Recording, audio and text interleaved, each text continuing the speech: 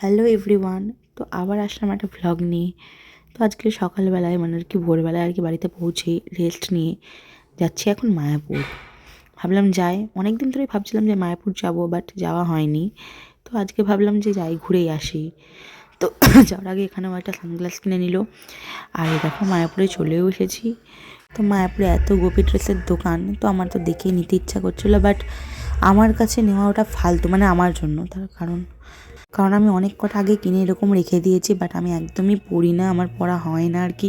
ওই কিনে পরেই থাকে, তার জন্য ভাবলাম ধর ও আর নেবো না ফালতু। তো যাই হোক, তারপরে দুপুরবেলায় লাঞ্চের জন্য চলে আসলাম একটা হোটেলে, রেস্টুরেন্টে আর কি, মায়াপুরেই। সত্যি বলছি গাইস, এত জঘন্য খেতে, তোমরা কিন্তু খেও না। আর এই যে কেকটা, এই কেকটা নিয়েছি, এর ভেতরে দেখছি মশা ভর্তি, মশা মরে পড়ে রয়েছে। তো যাই হোক, গিয়ে ওদেরকে দেখালাম, মলয় দেখালো, তো ওরা চেঞ্জ করে আর একটা কেক দিল। তো মায়াপুরের খাবার দাবার একদম ভালো না, যা দেখলাম গিয়ে, কি বিচ্ছিরি সব খাবার দাবার, মানে আমাদের খালি টাকাটা নষ্ট, আর কিছুই না। আমরা খাইনি দেখে ওরা জিজ্ঞেস করছিল, তো তখন আমরা বললাম যে, মলয় বললো আর কি, পুরো পোড়া পোড়া গন্ধ বেরাচ্ছে, মনে হচ্ছে না রোস্টের, এত জঘন্য খাবার দাবার। তোমাদের সাথে তো মায়াপুর ইনসিডেন্টের ভিডিওটা আগে শেয়ার করেছি। তোমরা তো জানোই যে ওখানে গিয়ে মলয় একটু পোজিং করছিল বলে, মানে মায়াপুরের যে নামমাত্রই প্রভু, কেমন একেবারে এসেছিলো, সে বলছে যে এখানে এরকম পোজিং করা যাবে না।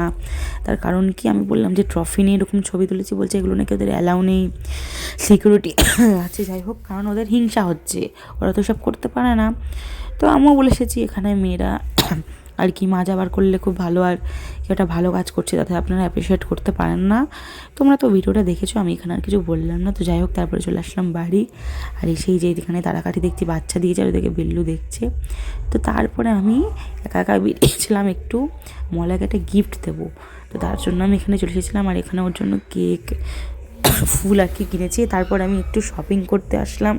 পাশে দেখো বিল্লু বসে আছে, আর মলয় এদিকে গিফটগুলো খুলে খুলে দেখাচ্ছে। এগুলো আমি শপিং করে এনেছি, বাট এটা একটা গিফট, আর সেটা ওকে আমি দিইনি, অন্য একজন দিয়েছে। যাই হোক, ভিডিওতে আমি আর অত কিছু বললাম না।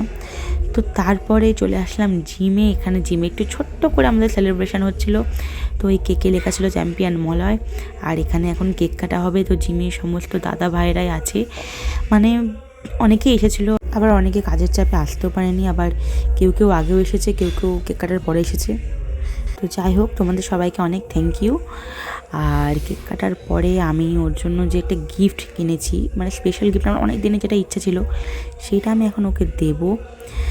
আমি তো মানে অনেক দিন ধরেই ভেবে রেখেছিলাম যে ওকে দেবো, বাট দেওয়া হয়নি। তো আজকে ফাইনালি আমি এটা কিনেই ফেলেছি, আর কিনে ওকে দিয়েও দিয়েছি। তো তোমরা দেখো গিফটটা, এটা হচ্ছে একটা রূপোর ব্রেসলেটটা ওর খুব পছন্দ হয়েছে। আর তোমরাও কমেন্টে জানিও যে ব্রেসলেটটা কেমন লাগছে। আজ এইটুকুই, তো আবার আসবো অন্য একটা নতুন ভ্লগ নিয়ে।